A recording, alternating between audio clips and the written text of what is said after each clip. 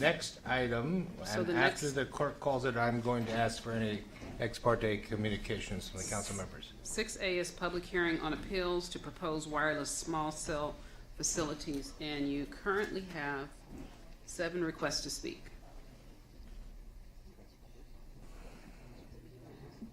Did you want to ask about the ex parte? Yes, so hold on, Mr. Check, and we will first of all hear from council members. Mayor Pro Tem Davis. Yes, similar to what Councilmember O'Day just did. I think everyone knows I work for AT&T, and although none of these appeals have anything to do with an AT&T site, just to avoid the appearance of impropriety, I'm going to recuse myself from this matter. I'm also going to recuse myself from the second reading and adoption of an ordinance relating to personal wireless services 7A. So I'll be out of the council chambers for the next 2 items. All right, and while I don't think that she's precluded from hearing our ex parte communications, is she? So let's dive into that, such as they may be. Councilmember McEwen, you have your pencil flexed. Yeah, I exchanged some emails today with a woman in Sunset Park who was concerned about another cell tower about 10 blocks away from one of these. We didn't discuss the particular cell towers under appeal tonight, but I did attempt to explain to her the limitations on the city's ability to act on these matters. Anyone else? I received an email today from a woman named Kathy Seal who has expressed concern about the wattage of the amplifier on the cell installations and the 360-degree direction that the antenna would function in. I thanked her for her comments and advised her because we're hearing this particular appeals de novo. I could not comment on her thoughts. So that looks like it. So now we are ready for the staff report.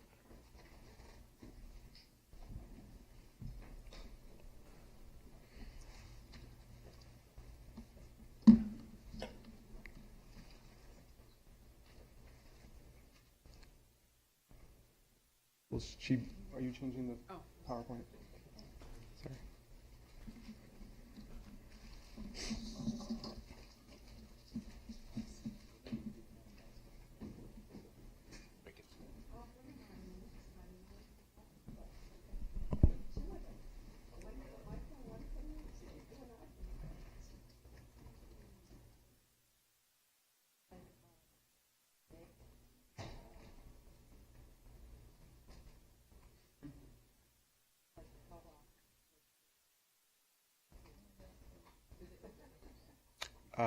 It was uploaded to the city. Yep, that's the one. Okay. Good evening, Mayor and council members. My name is Thomas Check. I'm a civil engineering assistant with the Public Works Department Civil Engineering Division. As you know, tonight's public hearing is on 2 small cell site wireless facility appeals.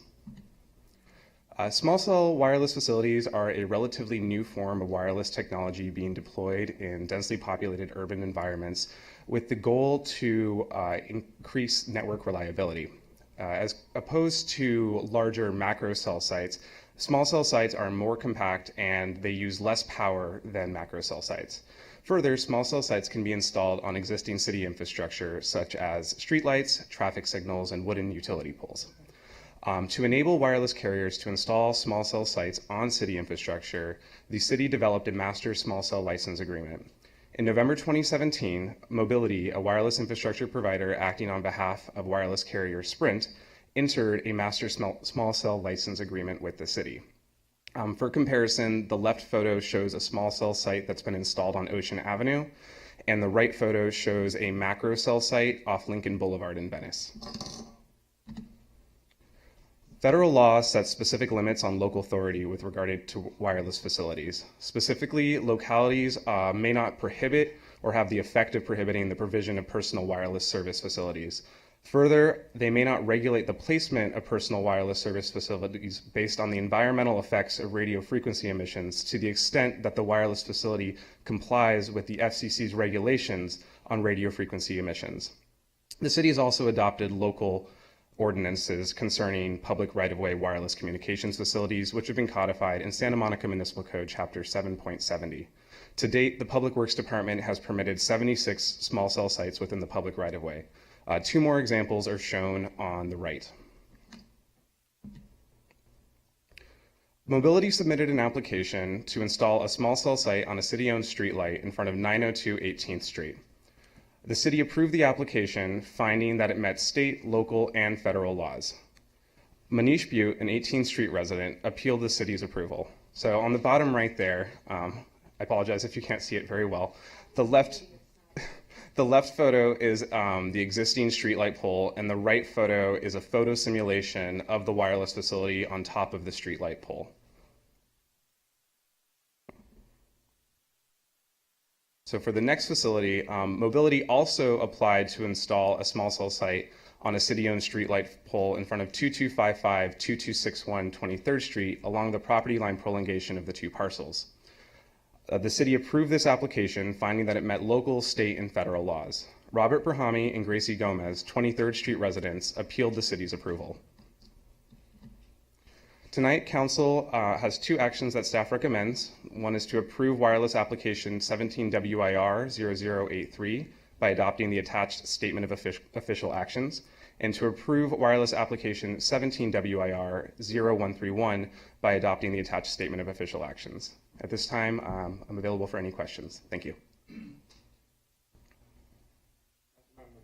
I have a process question. It's unusual that we're being asked to approve the application. Are we not being asked to deny the appeal? I thought the approval was administrative.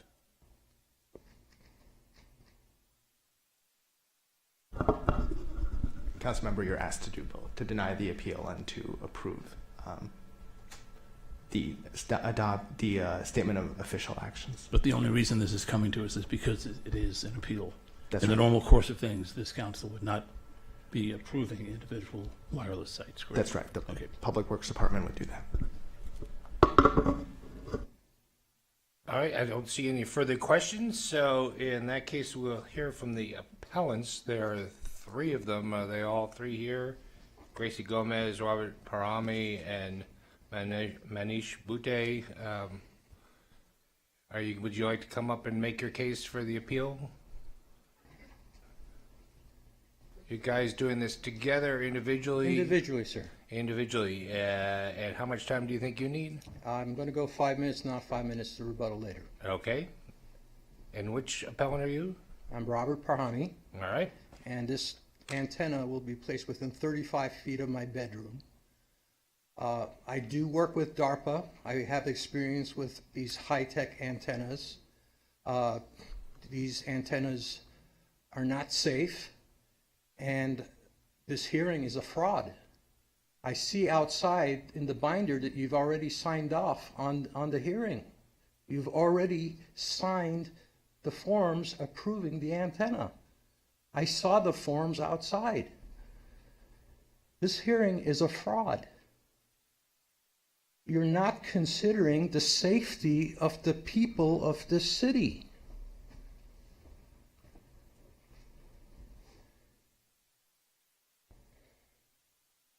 Why have you signed off and claim in the document outside that you've had the hearing, that you've heard the people, and you've made your decision based on hearing the people? That is false, according to that document that you have signed outside.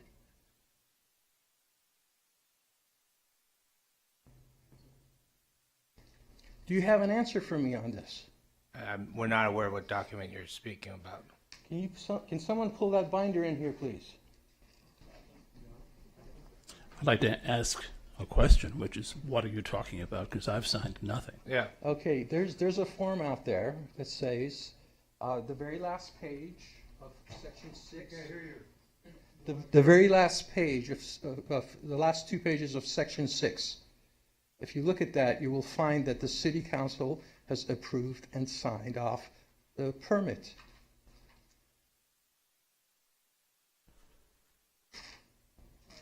States you already had this meeting, it signed on the 20th, states you already had the meeting to date. Sir, are you one of the appellants? He's one of our neighbors. Okay, but do you have a chit to speak? Yes. Well, then please wait until it's your turn at the microphone to speak. This technology is not safe. The project was started without adequate permits. It was put a stop. I red flagged the project and put the YouTube video of the project being stopped online.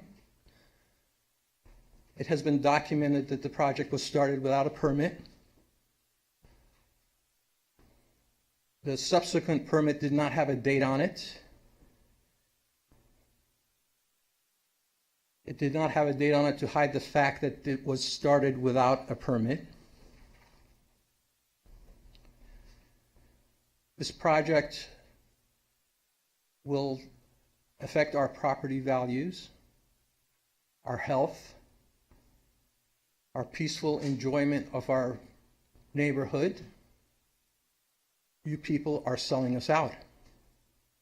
You should all be recalled if that document is accurate. Worse than that, you should be in prison. This is fraud. This hearing is a fraud. According to this, the city council, having held a public hearing on August 28, 2018, hereby denies Mr. Parhami and Ms. Gomez's appeal and approves 18 WIR-0131 to install a small cell site on a city-owned street pole in front of... But sir, is it signed? Approved by Elsa Capisno, Executive Assistant to the City Attorney. Approved, Lane Diggs, City But Attorney. it's not signed. It's a template document. The city attorney will weigh in on it. Mr. Mayor, if I could step in here. The STOA, the Statement of Official Action, which the appellant has read from it first, there is an X that is a proposed STOA. So that document has not yet been adopted by the council. It is the proposal from staff, but council has not yet adopted it. The document that appellant is referring to that is signed is a printing error, and I would ask the appellant if you look at the top of 7A. I'm sorry, this is not a printing error, this is fraud. It is a printing error, sir. 7A refers to item 7A on the agenda, which is second reading and adoption of an ordinance, which is what that document says. This is section 6.A.R. And your names are in it. The last page of the document belongs with Part 7A of the agenda. It says City Council report at the top, and it's related to an ordinance that council will consider after this item. It's not related to the appeal itself. Okay, so what you're saying is this document stating that it's already been approved is simply not signed yet. That's correct. It's not signed or approved by council. At this point, it's a proposal that they could accept or not after hearing the appeal. But you've already written the outcome prior to the hearing. That's the proposed statement of official action. It has not yet been You've adopted. written the outcome of the hearing prior to the hearing. The outcome is not an outcome until City Council takes the action. The city council has put the action in the official city binder for the meeting of August 28. It's standard practice, sir, not only here in this city, but in cities all over California, that a recommendation is made by the staff. This is not this is an approval. I understand. It says the If city you- having Sir, heard sir, a public sir, hearing on, sir, you have heard, this is a false sir, statement. The sir. city having heard a public hearing on August 28th. Sir, just trying to explain to you. Standard practice that the staff makes a recommendation, and the council has to decide whether that recommendation is approved. If they approve it, they will use that form. If they don't approve it, they will, sir, if they don't approve it, they will instruct us to write a different outcome to the hearing. But that is our There should be recommendation. two outcomes in here, one for approval, one for non-approval. Where's That's- the non-approval one? You have a right to have that opinion. I'm just saying what standard practice is in California cities. Sir, this is not constitutional. You people are operating outside the law. Again, sir, this is standard practice.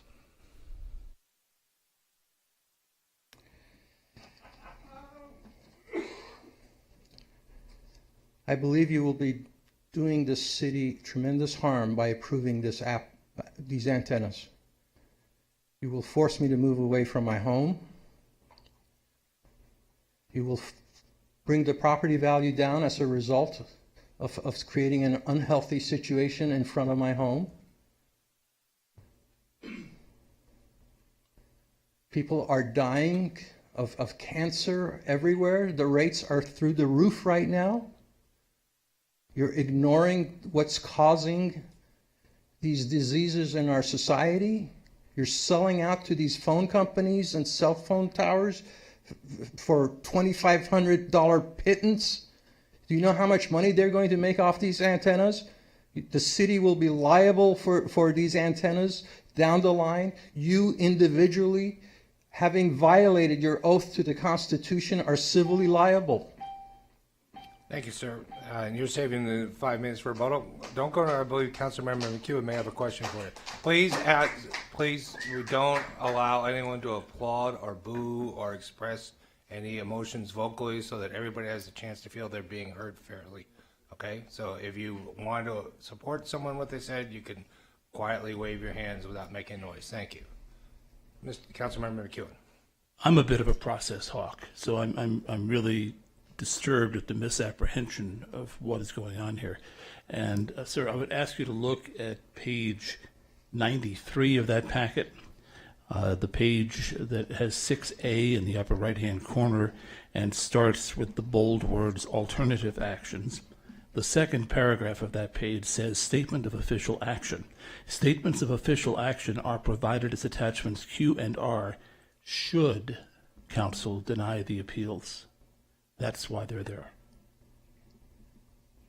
They do not mean that we've already denied the appeal.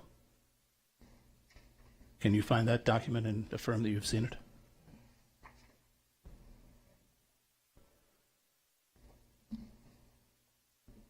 I don't know if this makes any sense. You're trying to be efficient by already having the documentation in place. It shows a bias. This shows a bias. We do that on every planning determination that the city council or this planning commission, when the planning commission sits here, does. Are you going to consider the safety factors of these antennas, or are you going We to... will have to agree to what it says in the statement of official action, should we make that determination. That will come later when we go into deliberation. But I just want to ask whether you now understand that a STOA prepared ahead of the meeting I see that does you not have covered predetermine. yourself, should this be discovered, that you've already made the outcome with this additional paragraph in here. Okay, if you refuse to understand, I as understand that... Cole that called you're- it standard procedure. This shows bias. Have you ever been to a planning commission meeting or a city council meeting in the This is city? my first one, and it's very enlightening. Well, watch a few on TV and you'll see that I've this seen is those on always TV, the and case. honestly, sir, I have not been impressed with you people.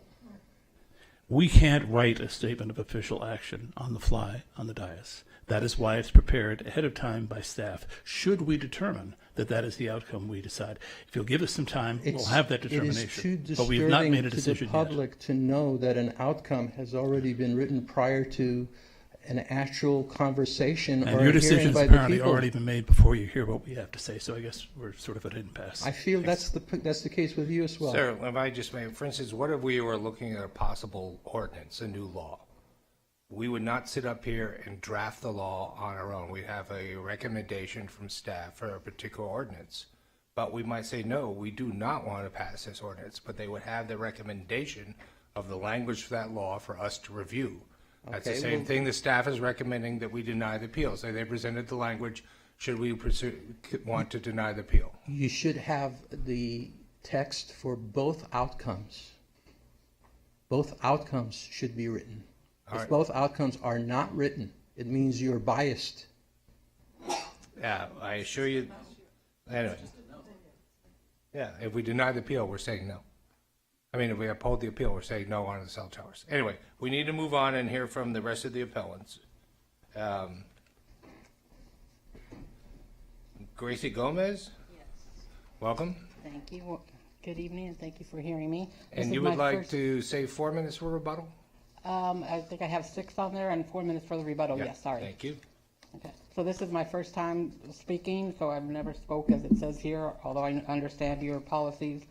Like I said, my name is Gracie Gomez, and my family and I have lived on 23rd Street for over 50 years, and I'm not planning on moving. So we do need this tower, put it in another location. They're showing Lincoln and other business streets, but this is a residential. We've seen many changes on our street.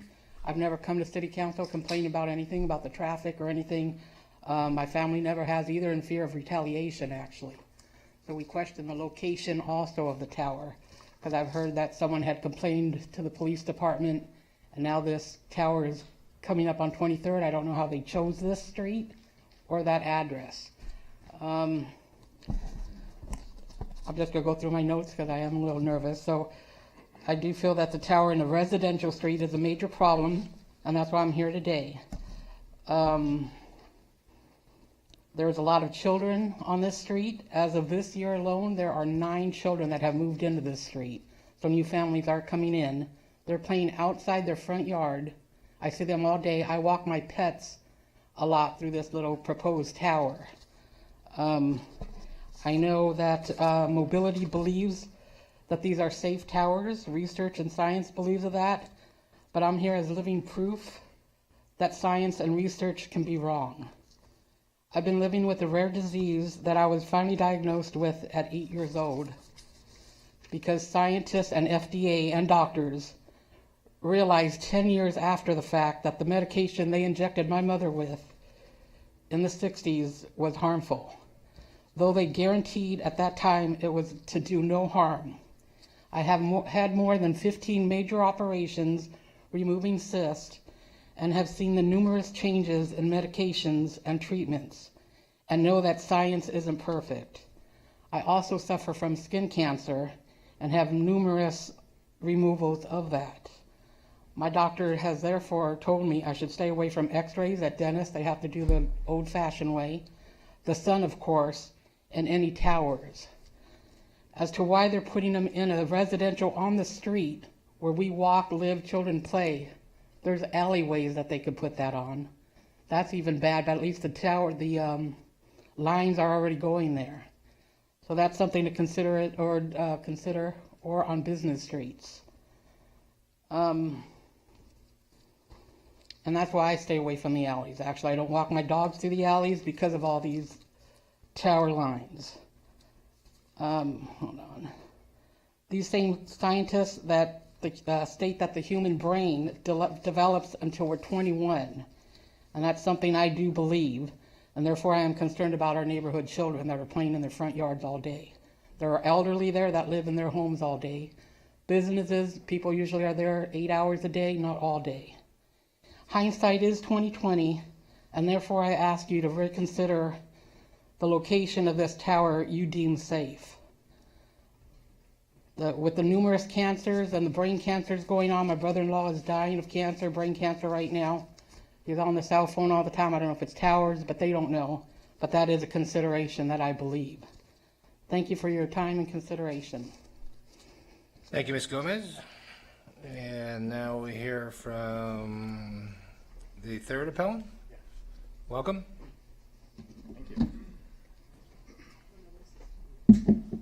And could you state the name for your name? My name is Manish Butte. I'm a medical doctor, a board-certified pediatrician and immunologist, and I'm a PhD in biophysics. I'm a professor at UCLA, and I'm new to Santa Monica. I moved here about a year ago from Palo Alto, a similar city. Well, welcome, high sir. property values. I want to just jump in. Do you want to reserve some time for rebuttal? Yes, I think I'm going to go about 8 and 2, if that's okay. All right, thank you. I appreciate the opportunity to appeal this wireless site. I'm not going to make any claims about environmental safety or emissions. I understand your hands are tied, and the grounds for my appeal are rather on the impact on property values, the negative impact on safety, and defective processes, which I think we really need to address with the contractor and with Santa Monica staff. First of all, property values. Numerous studies have pointed out that cell towers reduce property values of nearby homes. Realtor blogs are full of this question. You're going to hear this from many of the public comments. No doubt. Cities comparable to Santa Monica have dealt with this question. There's no doubt about it anymore. The loss of property values come from the fact that people who are interested in buying properties are no longer interested if there's a cell tower nearby. There's estimates of about a 20% property value loss if there's a cell tower nearby a home. The National Institute of Science, Law, and Public Policy actually did a survey. They found that 94% of home buyers will not consider a home for a property located near a cell tower antenna, and the sentiments are quite strong. 79% said that they would under no circumstances buy a home within a few blocks of a cell tower. This is going to significantly impact the ability to resell houses if you allow cell towers to be put near residential areas. Our residential area at 18th and Idaho is really great for healthy lifestyle potential buyers, walkable, bikeable, minimal auto traffic. It's really a great location, public transportation available. And I believe our property would be significantly impacted by this site. 2, safety. Again, I'm not going to talk about emissions, but we're concerned that Sprint and Mobility can choose to expand the site and the footprint without any approvals, which can become even more damaging. They can add boxes and devices and maintain and improve the site. That's allowed by Santa Monica Municipal Code 770 subsection 70, which allows for modifications to existing facilities to bring sites up to whatever they want. It has to be in compliance with the existing laws according to Santa Monica Code. The existing laws allow for, the FCC passed in 2014 a rule that said that there is an automatic approval for applicants to seek to increase the height and width of any communications tower regardless of local policies and ordinance. That's quoting from FCC rules. So our own laws, Santa Monica 770, allows for the FCC law, of course, passed in 2014, to unlimitedly expand these towers. So as much as the proposed structure may be quote unquote camouflaged and sort of small, they can add to it a bigger box, a noisy generator, etc. And there's nothing that you can do to stop it once it's approved in a residential area. That's the FCC. Santa Monica staff addressed one of the other appeals in writing, saying that the wattage of the tower is fixed. Based on one of their comments, that's just not true based on the federal law. There's no way to stop a company to improve its site and improve the power as long as it's compliant with the law, and the law says that they can do that. A second safety concern is that the antenna is at the height of the second story of our house. Sprint and its contractor can come and put a ladder truck anytime they want, 24/7, 365, and maintain the site. The proposed site sits right outside the bedroom window of my preteen daughter. Enough said. I think we really need to make sure that there are regulations requiring notice and restricting times of day that these cell towers can be serviced. And that might partially benefit all of us if this is going on. This is not a hypothetical issue. This happened in Berkeley and was used to successfully fight AT&T to put up a cell tower that was located at the second story of a house. So your hands are not tied in this matter. You do have the ability, like other cities, to regulate and protect us with regards to this particular issue. Maybe time of day or access restrictions. A third concern about safety is that they can access the site whenever they want. Middle of the night, for example, they can make noise. I think that needs to be regulated. The last safety concern comes from the contractor's own document where they did they hired EBI to do some modeling, and the particular document they submitted shows that their own cell tower antenna is 114% above the FCC general exposure limit. I'm a little bit appalled that they would propose to use a device that's above the FCC general exposure limit. I would like the city to make sure that the contractor is using compliant devices and specifically assesses exposures at the second story. If they're going to put something up high, they can't just assess people at ground level and the impact on ground level. The process should be to assess the exposures of the people who are close to that antenna. If your bedroom window is right outside there, you ought to be assessed for your potential exposure, like my kid will be exposed. Okay, process concerns, the last issue. The applicant's working on behalf of Sprint. Sprint is the smallest contractor, smallest network in the United States. I really don't see necessarily a benefit from allowing the smallest cell phone company to just put up a tower because they say so. I think we need to make sure that there's a benefit to the citizens of Santa Monica while controlling undue harm. We wouldn't, for example, allow the 20th largest cell phone provider or the 90th largest cell phone provider to come to you and automatically be granted a permit, as Thomas suggested is necessary by the laws. That's just not the way that our process should be. We should measure the benefit, how many customers will be benefited, et cetera, and then compare that to potential harms, for example, to property value and safety. City Council can pass regulations that require applicants to state the benefits and then consider harms in that light. That, for example, is done by Palo Alto. Palo Alto requires wireless carriers to prove a gap in coverage. I think you guys require that, but also to prove that an engineering of existing facilities cannot solve the gap in coverage. We don't require that. We should, and it's possible that Mobility could change one of their nearby devices and fix the problem in coverage without having to put up a site where they're proposing to do it right outside my kid's bedroom window. We should require that. We need those laws. Other towns have those laws. And again, our hands are not tied. The city of Richmond, for example, does prohibit towers within 1,500 feet of a residence. Your hands are not tied. You can make laws to control this stuff. And they are complying with federal and state laws. I think, it'd be great if you guys could step up in that regard.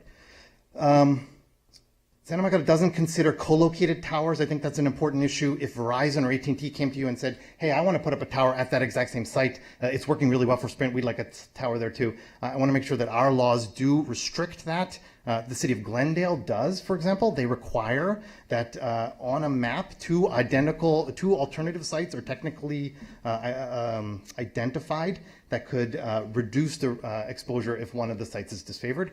I think we need such a law in Santa Monica. If Glendale can pass those laws, so can we. Your hands are not tied. The last is that Sprint is merging with T-Mobile, which I think is a really important point. T-Mobile hasn't asked for a cell tower at 902 18th Street. That means their coverage is adequate at that location. And that means the combined entity will have adequate coverage at that location as is today.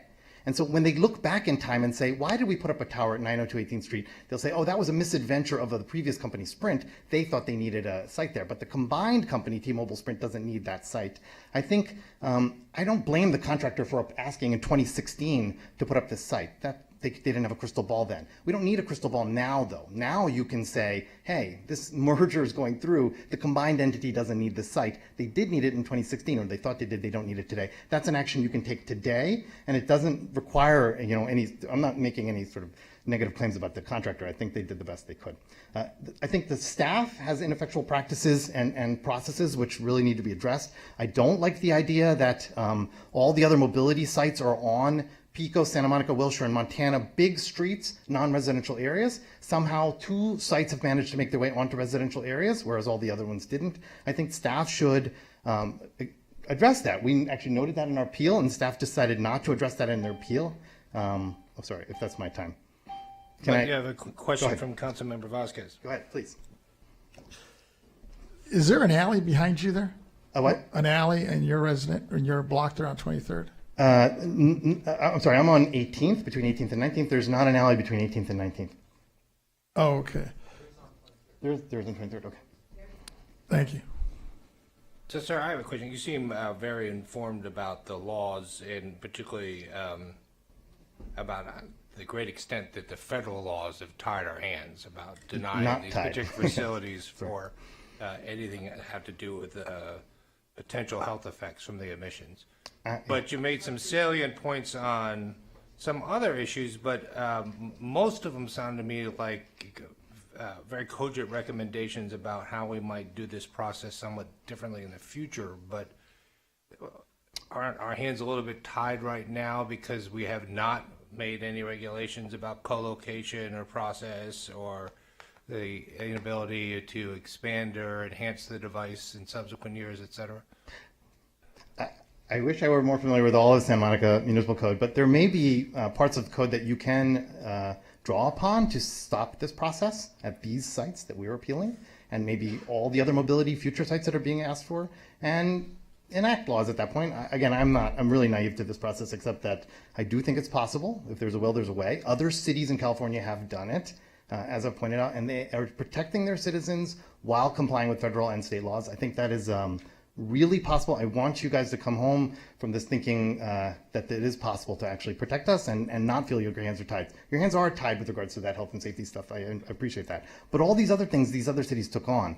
And processes are very important. For example, an excavation permit was granted to these guys to dig and put in the underground support structures to support the tower before the tower was even approved. I think that is a duplicitous approval by the staff that says that this is going to get approved, and we might as well allow them to excavate and put their box in the ground and build all their support structures knowing that the cell site would be approved. I don't think that's the process way that we should do things. There should be public comment and request for information, and then an appeals process, and then grant the permission to dig in the ground and put in devices, et cetera. I think the process is broken here, and we can really, you can really fix that, maybe now. All right, thank you. I was just going to ask a quick question. You offered these examples, as the other council members referenced, from other cities. And one question that occurred to me was that this microcell technology is a newer technology, and I wonder if you were distinguishing in your research between the newer technology and the existing cell tower technology, because some of the examples kind of made me question that.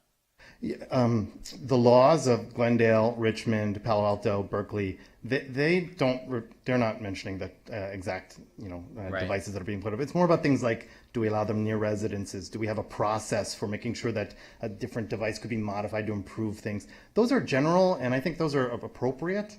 They allow you to sort of roll with it, even as new technologies are rolled out, rather than having to sort of build laws around one particular device and then upgrade the laws later. I think that would be a better way to deal with things. Okay, but they may be written for those big towers, is the idea.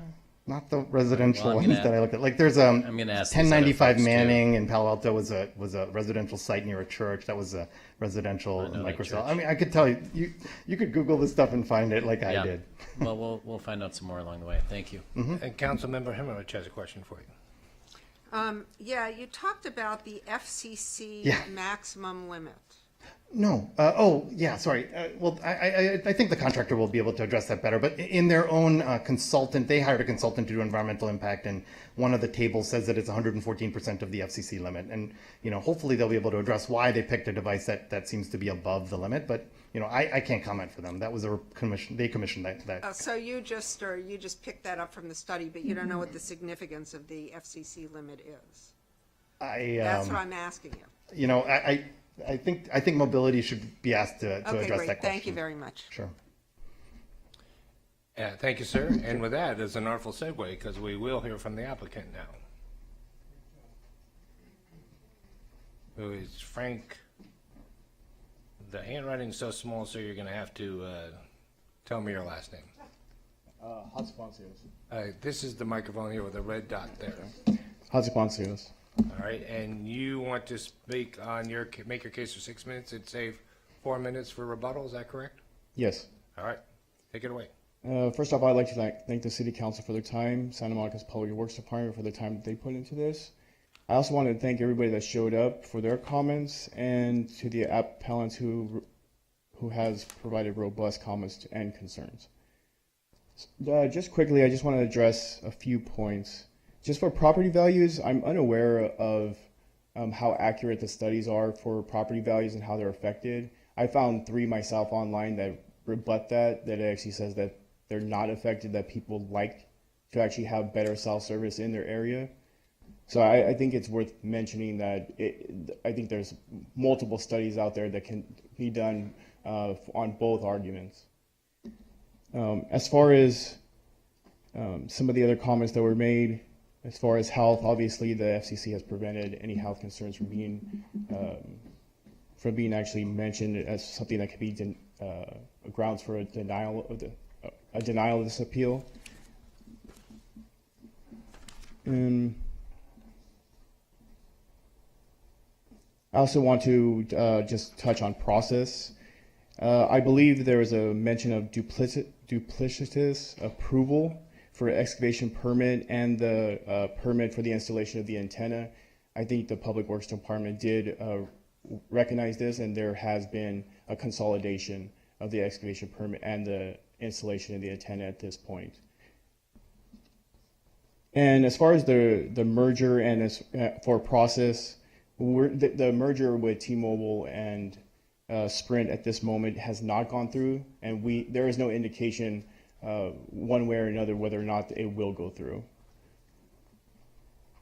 And I do want to address just really quick where that information came from about the 114% for the FCC. I'm not aware of the percentage of why this 114% is in there for the antenna face level, but I think antenna face level in itself means right directly in front of the antenna.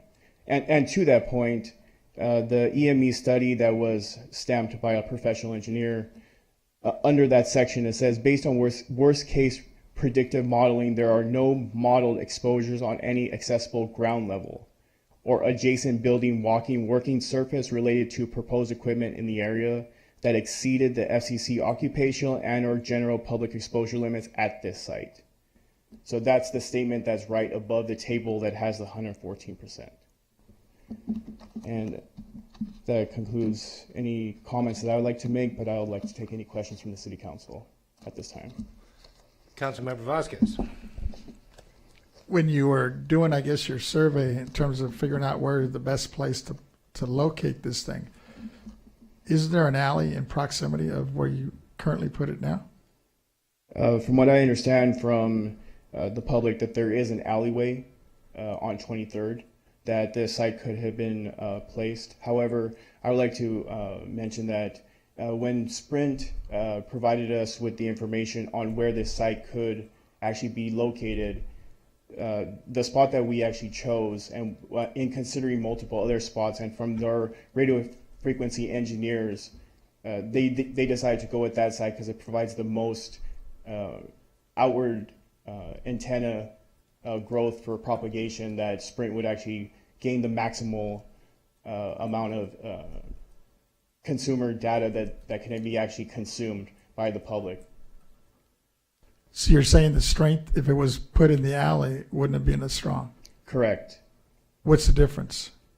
So the difference would be based on, within the report itself, we actually provided Santa Monica with a propagation study, and that is actually proposed within the packet that was given to the City Council. And I would like to just, if you'd like to pass this around, if you've seen this part of the packet. Yes. So this part of the packet would actually show that where the site is placed itself for the propagation of the outward propagation of the radio frequency, that right here, it was determined that at this particular spot, this was a critical area that needed special attention for Sprint's network. So the way that the Sprint actually determines the spot where they're actually going to place their equipment, this was determined to be the best place that they could actually put it to get that maximum radio frequency propagation. No, I'm looking at that diagram in the report, but do you have a photo like that shows, had you put it in the alley, what the difference would be? No, I don't have anything that actually details that information. Sprint provides us with information from their data collection based on the sites that we actually chose, not for other alternative locations. Well, it would have been helpful because, I mean, in comparison, I see what you're saying on that diagram, but if you were to show what the difference would be if it was in the alley, especially if you're saying it's a significant difference, I think that would help your case, because right now we're basing it on your verbs as opposed to a study or a diagram that you're showing for the intensity of it. No, I understand that. I understand that could have helped for the City Council to understand what the differences would have been, but I didn't bring that with me at this moment. Thanks. Any other questions to the applicant at this point? All right, thank you. And you've reserved some time for rebuttal after the appellants do their rebuttal, and we'll now turn to the public comment. And we will start off with Denise Barton, followed by Michael Hardy, Ryan Thor, it looks like, Dorian King, Nelia Gordon, and Dun May. For those of you new to this, if I've called your name, please line up over the wall over there behind the podium and be ready to speak. And welcome, Ms. Barton. Good evening. Look, another item where you're putting money for the city before the health, safety, and welfare of the residents and visitors of the city. Despite your claims that electromagnetic radiation cannot be taken into consideration for things such as smart utility and parking meters, in addition to radio and cell service antennas, please allow me to direct your attention to Attachment H, Radio Frequency Electromagnetic Energy Compliance Report, where it says you do it item 1.0, which says citing the location of all existing antennas and facilities and existing electromagnetic radio frequency levels. But surprisingly, I've never seen a document like that for this or any other previous actions you've taken. Why would that be? Unless you know that the electromagnetic radio frequency level is already higher than its regulated amount. And by your actions on item 7A, it shows your minds were made up long before you came to vote on it tonight. Just another radioactive example of how you put money and power before the people. Thank you. Mr. Hardy, welcome. Good evening. Michael Hardy, representing a family of 4 adults. There is not enough long-term exposure data to prove without a doubt that this is safe. nor is the data out there non-biased. We don't want to hear the "I'm sorry" speech in 5, 10, 15, 20 years. I don't want to hear it. I don't want to have to go through things like this because people didn't take the time for due diligence to think correctly. As a resident and a representative for my family, we the people say no, not in our neighborhood. This has been done in public places, that's fine. I don't agree with it, but that's the city council. But not in our neighborhood. This is our neighborhood where we live. You don't. Why don't you put it in your offices, put it in the chamber console, do that for 5 years, and then come talk to me and tell me what you think. We can go over the studies then. You stay close to this. You guys be the guinea pigs, not my family and not I. I ask you, are you for the people or for profit? Because by the way it looks, you are putting our rights, our wishes, and our health above and beyond everything else that you don't even give a damn. So what are you for? We are here as a voice. We are residents. We live here. We don't want this. This is our word. Listen to us because we're the people. You represent us, supposedly. You know, when Gracie here gave her story about cancer and everything that she's had to gone through, I saw most of you care. But there were a couple of you and several of you that couldn't even lift up to even look at her, to give her story. You know, couldn't even have the capability to look at somebody when they're talking about their experiences. These are the things that we have to live with. Are you going to live with it? Thank you. Thank you, Mr. Hardy.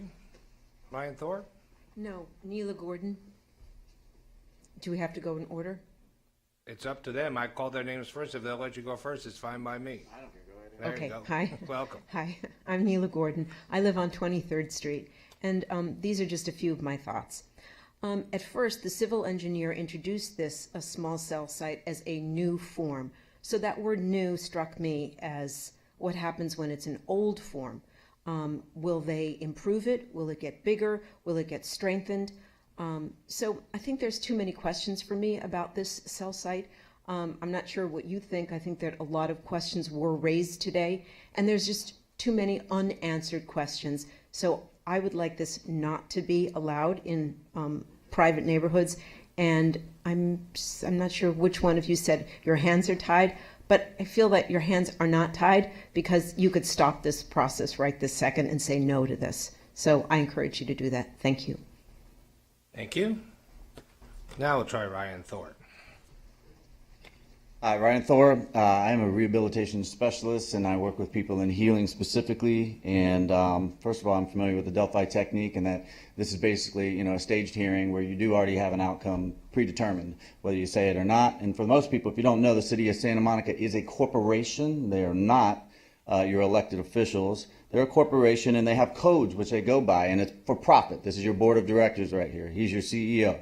I'm here to be the voice of the children. The children are not here. The children cannot talk for themselves. These guys are here to make money. You're here to make money. But the children in particular are the ones who are going to suffer from this particular installation of 5G antennas. 4G already proved that there was cancer, okay? Children can't speak up for themselves. 5G is going to be even more cancer. LA Times themselves said that there was a slight increase in cancer in the tumors of rats, okay? That's a slight increase from the 4G.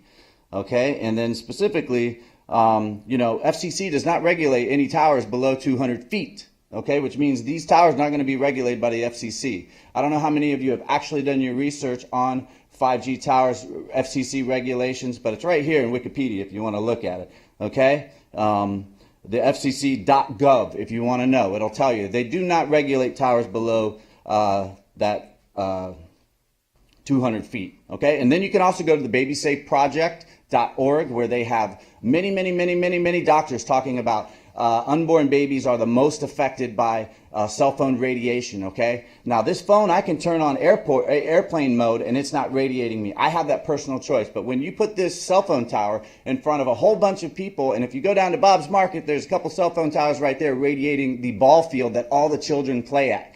Okay, you guys are spending millions of dollars putting a new turf in there for the kids to play at, yet you're radiating them. I have a sensor and I drive down the street and I can see when it's above an emergency level of radiation, and it's radiating the entire field. And I had trouble finding it because they're painted the same color as Bob's Market, so you can't see them. Okay? These will kill the children. Your job is here to keep your oath to protect the children. Thank you, Mr. Thor. Thank you. Dorian King? Hello, my name is Dorian King. Is this the staff member that wrote up the report? Do you know me? I recognize your name. Oh, yeah. Where from? Well, I happen to be the owner of 902 18th Street. I've never met this gentleman. He's never contacted me before. He shows no interest to know that I am a cancer survivor. Fortunately, I've had to go through an unbelievable process to overcome that. And no one ever bothered to consider asking somebody at 902 18th Street, you know, hey, how are you going to feel about this? Well, it's pretty obvious how I feel about it. I'd like to point out that I've heard some figures bolstered around $2,600, $2,800 for the cell tower, or that's the cost of it. Well, I want to point out that there's 1 block away, there's a public library on 17th and Montana. Why can't this tower be pushed over there? I mean, 1 block away, public land, you guys can do what you want with it over there, okay? $2,600, I'll pay for it. Get it out of my neighborhood. Thank you. Thank you. Ms. May? Good evening. I am very, very, very, very strongly opposed to the installation of any wireless small cell facilities, mainly for health reasons. There are many studies that have shown that there is a definite effect on living organisms. There was a study in Denmark where they had seeds near a wireless device and seeds far away from such a device, and the seeds that were further away grew into nice plants, whereas the other seeds closer to the wireless devices did not grow at all. Our city is already saturated with wireless radiation. We have smart meters, smart boards, Chromebooks, laptops, cell phones, cell towers, etc. Even children in classrooms, libraries, and parks are not safe from excessive exposure to microwave radiation. What we really need is in order to improve reliability and clarity of phone reception, and also to protect our health, is to maintain and expand infrastructure for landlines.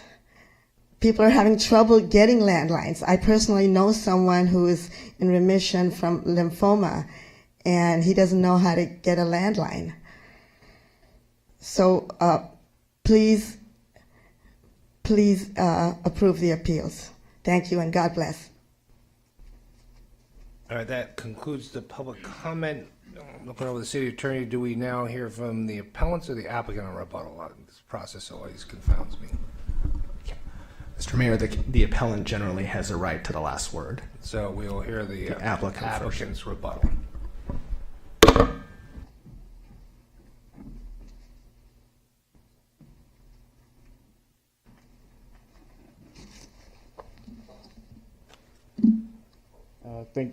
Thank you again for allowing me to speak here.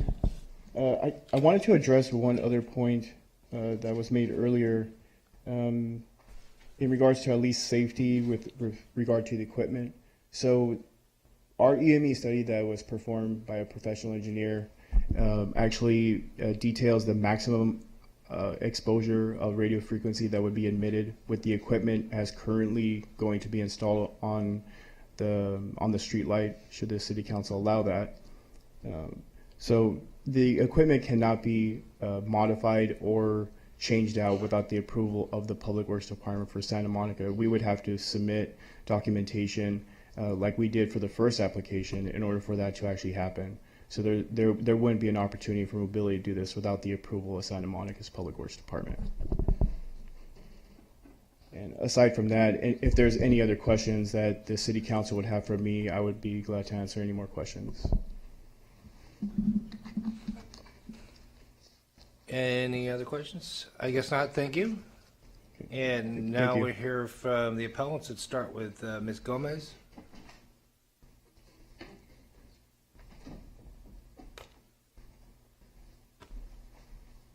Thank you again for hearing me. The applicant had said he hadn't heard of anything of property value going down. I have 3 real estate agents in my family alone. I know 9 others. And they do say that the property is harder to sell when there is a cell tower next to you. So that's one thing. I know research is still being done. It's not completed. Scientists change their minds all the time, as I stated before. So when I hear about this research, I still don't believe it. It's more research saying against having towers around you. I'm a big believer in that. And that's about all I have to say. So I really do hope that you guys change it to another location. Residential locations should be forbidden. I mean, there's enough going on with the traffic that we have and the exhaust. I mean, 23rd Street is really a big, I mean, it takes me 30 minutes to get 5 blocks from my house because that's a pass through Marina Del Rey, but I've never complained about that. But to me, this is a major thing to complain about, and that's why I'm here today. Thank you. Thank you. And now Mr. Parami.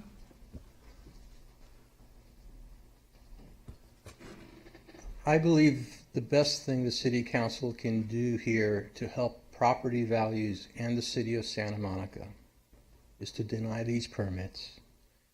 And in addition, honor the Constitution of the United States, which requires you to provide equal protection to everyone in the city.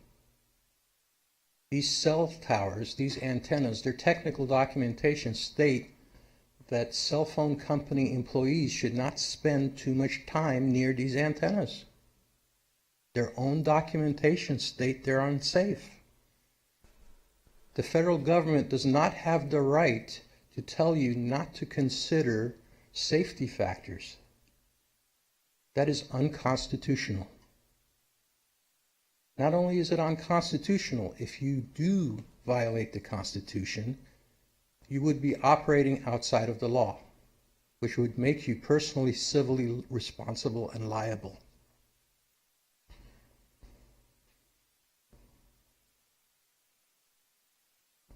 I'm glad you asked the question as to placing it into the alley. The difference would be 50 feet, maybe 150 feet. 150 feet of coverage to the east is not going to make much of a difference in their plans. What he said was bullshit. Some people have no morals. They don't care who they hurt to make money.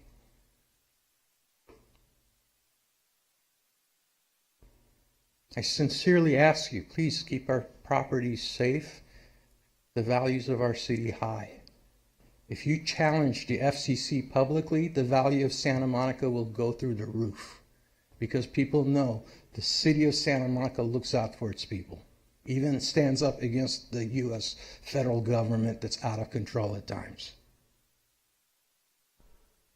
You need to challenge the FCC on our behalf if they insist on any bullshit that says you cannot consider safety. That's unconstitutional.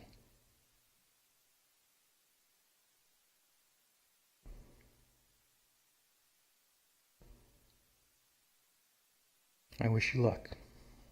Thank you. And Mr. Bute, or is it Doctor?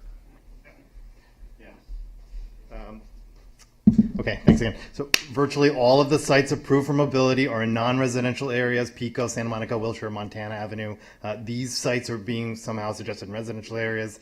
We have asked that one of the sites be moved to the public library a block away. I think it's a great idea.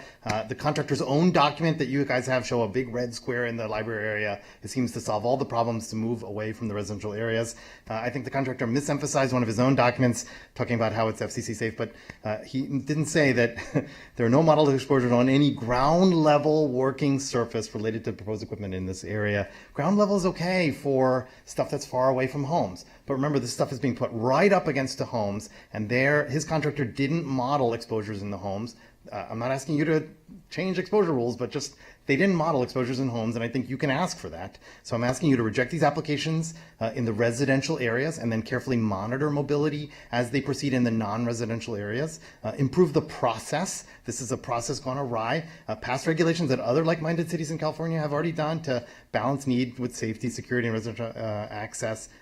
Restrict times of day so that they can't put up a ladder and look inside my kid's bedroom window whenever they want. Require that alternatives are considered, like modifying other sites. These are simple things that can be done right now. And require that staff ensure that applicants follow a process, not digging and then giving blanket approvals. Maybe we should be considering all these things in an orderly process that complies with law and complies with the citizens' desire for, property values and safety. Thank you. So council members, the matters before us, let's start off, see if anyone has any questions of staff. Councilmember Vasquez? Yes. So is it true that we approved them to dig this and prepare for something that wasn't approved? Previously, the Public Works Department would issue an excavation permit to install the handhole or pull box in the public right-of-way, with the understanding to the contractor, in this case Mobility, that if the small cell facility was not approved, they would have to remove their pull box. Since that policy was implemented, Public Works staff has revised it, and now when a wireless facility permit is issued, it encompasses all of the work. So now what I think Mr. Perhami said he observed would no longer occur. But it did occur. It did occur. Wow. Councilmember McEwen. This may be a salient point. How long has it been since we first began to get applications for these small cell sites as opposed to the previous macro cell sites? Well, the small cell site applications were kind of coming in as a pre-application before any carrier had executed a master license agreement with the city. Mobility was the first to do so in November 2017, so they began to quote-unquote activate their applications and move forward But on less them. than a year ago. Yes. Okay. So the 67 permitted sites have all been permitted since, I think, in this calendar year. And is the process for these sites different from what the process used to be for macro sites? I can't speak to that point. I haven't been at the city to permit a macro cell site. That's something that I may be able to defer to my... And is our community's experience with the newness of these small cell sites typical of the rollout across the country? Yes, a lot of cities are grappling with small cell technology because the FCC set very stringent shot clocks, which I believe you're aware of, on reviewing these applications. And I get contacted from cities regularly asking, their constituents are also concerned. I know about the shot clock, but it might actually help the public to know. So Okay. can you explain the shot clock? So when the city receives an application, we have 30 days to deem the application complete or incomplete. And the completeness evaluation has to be a publicly stated document, so it has to be very clear to the wireless carrier what the city expects. If we do not deem the application complete or incomplete in 30 days, it's automatically deemed complete. So if we fail to ask for an EME report, for example, in that first 30 days, we no longer have the right to ask for one. We then have a total of 150 days in the case of a new siting application to approve or deny the installation unless the carrier mutually agrees to toll the timeline for review, which in this case, we received a tolling from Mobility to today to make a decision on the application. So is it called a shot clock because they have a gun to our head? It No, feels it's that way just- sometimes. it's more like a basketball expression. Yeah. So, and you said that we have that time period to approve or deny. What are the grounds under which we can deny one of these applications? We can deny an application if it doesn't comply with the FCC's regulations concerning radio frequency emissions, or if it does not comply with local laws. The FCC doesn't have, we have 4 required findings in Santa Monica Municipal Code 7.70. And so if it doesn't meet one of those 4 required findings, the site is subject to denial. And what about the concerns we heard from the public that once, you give them an inch, they'll take a mile, that if there's this device up on a pole outside in a residential neighborhood, that then they can expand and enlarge it, or other companies can come in and put in similar installations in the same location? What sort of rights do we have there? So what's being described is a 6409A modification under the Telecommunications Act, which allows carriers to make what the FCC deems an insubstantial modification. It becomes an administrative process that a city shall not deny and shall approve within 90 days of receiving an application. So, but the city generally has more authority when it under its own infrastructure, because the use of those that infrastructure is regulated under a separate master small cell license agreement that was entered into between the city and the carrier directly. So are you saying that the fact that these proposed devices would be placed on city street lamps gives us more authority to curtail perhaps some sort of much larger device going up there? I'd like to defer that to the city manager, or city attorney, rather.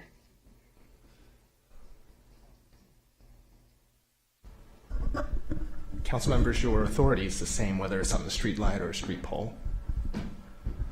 The master service agreement just allows them to go into the right-of-way on existing poles or to erect new poles, but it doesn't actually permit cell installations. That's a separate permitting process. So it contemplates kind of a general approval to go into the right-of-way, subject to the individual permits for the small cells, for each small cell site.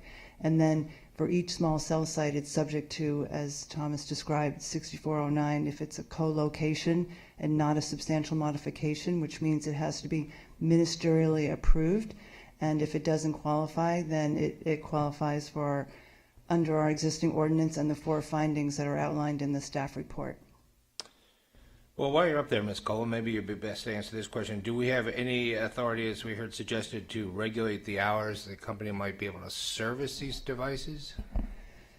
I think that is possible, and it is possibly contemplated in a future ordinance. I do believe staff is bringing to you some modifications to this ordinance, but as currently in the current ordinance, there are no such limitations that I'm aware of. Generally, carriers are required to obtain what's called a use of public property permit, which only permits work during Santa Monica's approved construction hours, Monday to Friday, 8 to 6, and Saturday, 9 to 5. We've never experienced a carrier try to work outside of those hours, because the understanding is that you need to obtain a permit to use public property for maintenance activities. And when you get one of those permits, are you required to provide notifications to the residents within 500 feet? No. No. Those permits are provided for anything from placing a moving pod on the street to maintaining a facility in the public right-of-way. All right, Councilmember Vasquez?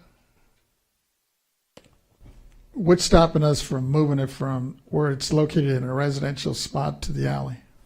Well, the city defers the ideal placement of wireless facilities to the wireless carriers based on their specific network coverage needs. But they don't have that right, do they? We can regulate locations to an extent, but what the city is mindful of at all times is not to have the effect of prohibiting the provision of personal wireless services. These small cell sites have a very limited range when compared with much larger macro cell sites. So moving them, some of them have ranges of 500 feet, and moving them 150 feet may remove a key service area that they are trying to cover. Further, a lot of them are deployed in polygons to cover like a much larger part of the city, maybe 4, 5, 6, 7 city blocks. And moving just one of them will mess up the metrics for the polygon that they're trying to achieve. But my question is, if we decide we don't want to approve it on a residential site or in front of somebody's house and move it to the alley, there's nothing stopping us from doing that, is there? Prohibiting the provision of personal wireless services in front of residential homes, or residentially zoned lots, I should say, will have the effect of prohibiting the provision of personal wireless services in any residentially zoned area in the city, which therefore could expose the city to contradicting federal law.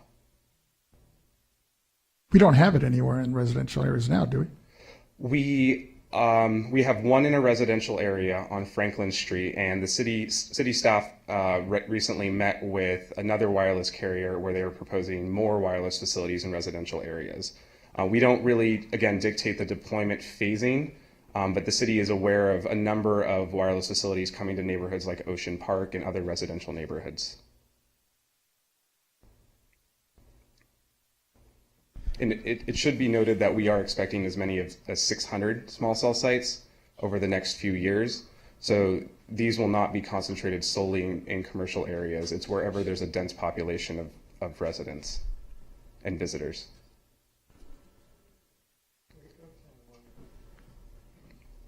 I'm having a tough time. At the end of the day, I don't feel it's our responsibility to give, you're talking about a private business access to something that, like I have terrible cell service in my area, and it's on a pole, but I don't see Verizon, I don't know, I guess it's AT&T over there, doing anything about it. And I'm just wondering, what's the problem with moving it into, giving them more access to the alleyways? Well, they do have access to alleyways. Generally, there are utility poles in the alleyway, so they would actually apply. The city doesn't have a jurisdiction over utility poles, but it's staff's understanding that carriers prefer not to be located in an alley unless it's at the corner of an alley with a street, because these antenna signals are often blocked by things like buildings and sometimes even trees, and an alley is just not a desired coverage area. A street corridor is. Well, I mean, I'm thinking there's several alleys in that proximity that could be on the corner. I would have to, I don't have a very good answer for that. I mean, this is the Sprint provided, or Mobility on behalf of Sprint provided justification for the site, and the city reviewed that and found it acceptable. It would be very administratively difficult to question the location of every site that's proposed in the city given the volume that we are experiencing for these. Councilmember O'Day.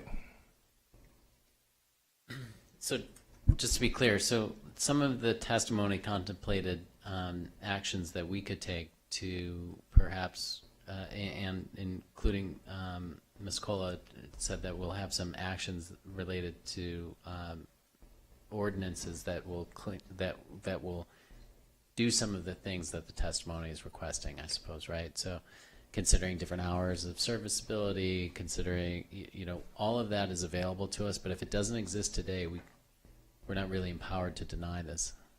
That is correct. The city is currently actively working on a revision to Chapter 7.70 that addresses a lot of the issues. So we have the opportunity to get ahead of a lot of these applications, but perhaps not this one. What could retroactively apply?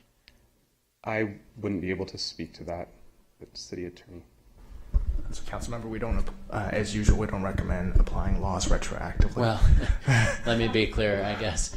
So obviously not in regards to approval or denial of this permit, but rather to things like serviceability. For example, sure. We can pass an ordinance today that says, Whole Foods can't do, have service deliveries between certain hours of the day, right? Absolutely. Okay. If the council is contemplating something like that, it could apply. Okay. Councilman McKeon. I just wanted to jump in to point out that I live in a multifamily neighborhood 2 blocks from one of these towers, and I have to comment on the feeling, move them to the alleys. In multifamily neighborhoods, if your concern is children sleeping in bedrooms, there are more bedrooms closer to the alley than to the street. And the alley is a narrower right-of-way than the street. So the people who have concerns about that really shouldn't be looking to put these in the alleys. So I have some more questions for the city attorney. So after we conduct this business, we are approving on second reading on item 7A, a different ordinance pertaining to wireless facilities. That ordinance before you, Councilmember, only applies to private property. The public property ordinance is yet forthcoming. Okay, so because I specifically remember we were allowed in that to say there couldn't be any of these installations on in residential neighborhoods, correct? In that ordinance, you did make that, you did adopt that in that ordinance, but it only applies to installations on private property, not on the right-of-way. So the federal law precludes us from making that determination in installations on public property? Well, I think, Councilmember, I advise that you withhold that when the public ordinance comes before you and not at the appeal. But under our existing law, we have no. Under the existing law, the council essentially has to make the 4 findings that the Public Works Department has put forth before you, which is that the proposed facility complies with all applicable laws, that the facility will not interfere with the use of the right-of-way. The proposed facility's impact has been mitigated through use of camouflage or concealment elements, and that the proposed facility is in compliance with federal EMF emission standards. Those are the 4 standards before you. And Mr. Chet, we heard a lot of talk about how we were doing this for the money. How much do we get for these? Currently, $2,500 per pole per year. It's a sliding. City manager, are we going to balance the budget with that sort of revenue? Or is there any conceivable reason we'd be doing this for the revenue? No, it barely covers the cost of processing them, and of course, when we have an appeal, that would be in excess of the actual cost we spend. We don't do this for revenue. We do this because we're required by law to consider these, as you've heard, and we, of course, consider thousands of permits every year. It'd be nice if we could analyze each and every one and talk to everyone who might conceivably be affected. I think we'd all love to do that, but not for $2,500. That's a real challenge. We'd probably have to, if we were to notify personally every person within, say, 500 feet of such a tower or device, and if we were to enter into extensive alternative location analysis, we'd probably have to double our permit staff. But the federal law puts a price maximum on these fees we can charge. Is that correct? I believe currently no. No. There was a Senate bill that was contemplated, which was vetoed by the governor. Okay. That would be a state law. Yes, correct. Okay. So it's federal and state law cover these. All right. Thank you. Any more questions of staff? If not, council members, the matter is before us. No more questions. Thank you, Mr. Check. Thank you. Councilmember McEwen. Well, first I want to acknowledge the city attorney's concern that in dealing with this appeal, because we're sitting in quasi-judicial mode, that we deal with the appeal. We are free, once we're done with that determination, to give direction to staff for future ordinances, but it probably would be better not to mix the 2 discussions as we go forward. And then I want to just point out the history on this. 22 years ago, before I first ran for city council, I served on the Santa Monica Task Force on Telecommunications. And we convened that task force because the federal government had just passed the Communications Act of 1996, which was the beginning of taking away from local powers, local municipalities, the ability to control where transmission towers were put. The law has become even less favorable toward cities since then. So when we say our hands are tied, what we mean is the federal government, which overrules us on law, has said that you cannot appeal a cell tower based on worries about radiation. And I know that that is a fear people have, and much of the testimony tonight was to that effect. But we just can't act based on that concern. Now, there were some other very interesting concerns made by at least one appellant, including, for instance, what the effect might be on real estate value. We don't have a current law that takes that into account. I'd be interested in seeing the studies that were mentioned. However, because these new small cell sites are less than a year old, I imagine that they're based on proximity to the old macro cell sites, which I think there was one comparison photograph shown of an IHOP with a macro cell site that looked like a multi-fingered tree growing out of the roof. Those things are big and noticeable. It's there on the right. The things we're talking about now, as far as they're being noticeable to people, if you look at the top of that street lamp, you'd really be hard-pressed to notice that unless you were really looking for it. Now, I'm sorry, you really can't just speak out in the middle of a meeting, okay? You had your chance to testify, and I'm trying to react to it respectfully by explaining why there are certain parts of this that we can't deal with. And you immediately went back to radiation, and that's the part we cannot deal with. Well, if you think it's a constitutional issue, unfortunately, the Constitution is on the federal government's side on this one. Council, what I hope we can do here is adjudicate this as fairly as we can, given what we have to work with. But then I really hope we go back and put our noses to the grindstone and come up with ordinances that can protect our community, because if there are only 67 of these that we've done so far and there's 600 coming, there's a lot of towers that people are going to be very concerned about, and I don't want to spend every night for the next 5 years sitting here talking about cell towers. I went through that once with a sign ordinance where we had to review 2,000 signs. So let's not be reviewing 600 cell towers. Anyone else care to jump in the fray? Councilmember Hemmerich. My experience has been similar to yours. The most time I ever spent on any single matter in the Planning Commission was a big cell tower, and I was disturbed by it then. I thought that the testimony concerning the impact on property values and the other considerations are something that we do need to consider going forward. But again, tonight, I don't believe, based on what we already know, that we have discretion in this, other than to approve, but then perhaps work with our ordinances so that we have less of these appeals and that there are more definitive rules about hours, et cetera, or anything else that we can't do tonight. So I think that we need to, and I hate to do this, but move forward with this and basically fix it within the limits of our ability to fix it in view of the federal regulations, which I have looked at, and I don't think it gives us much discretion here. Councilmember O'Day? So I will move the staff recommendation to approve. Well, before you jump in, we actually have to deny. have two separate emotions for each, one for each application. Right, so to deny the, wait, I'm sorry, I'm denying the, why don't you phrase this for me?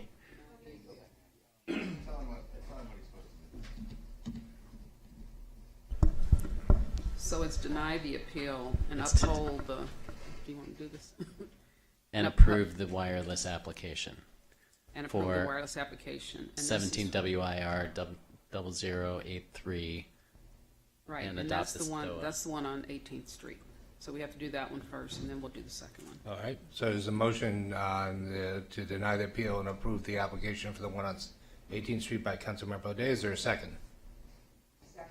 That's okay, a motion by O'Day, second by Hemmerich. Councilmember Vasquez, you're in the queue?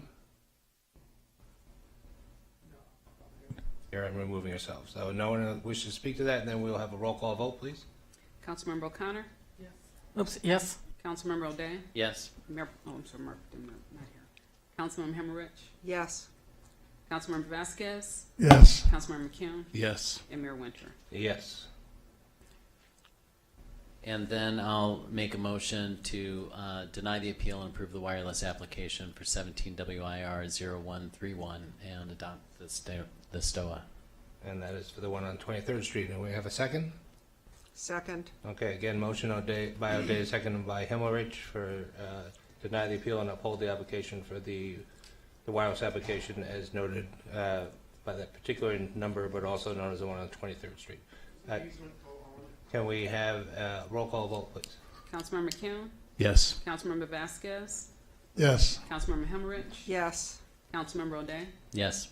Councilmember O'Connor? Yes. And Mayor Winter? Yes. And then if you're done with the floor, I believe Councilmember McEwen, I'm guessing wants to I give just some. wanted to offer some direction. Okay, I great. suspect Well- Councilmember McEwen's going the same way. So direct I just wanted to point out that our hands may be tied, but our Yeah. tongues are not tied. Now's the time to think about what we can give staff direction so that we're not faced with this again and again. Yeah, the public testimony offered some really helpful thoughts as to what can go into this ordinance that would be forthcoming. So I'd encourage our staff to take a look at some of that testimony related to some of the safety issues regarding visibility into homes, regarding times for serviceability, regarding appropriateness of locations for some of these, particularly on those privacy issues and serviceability questions as well.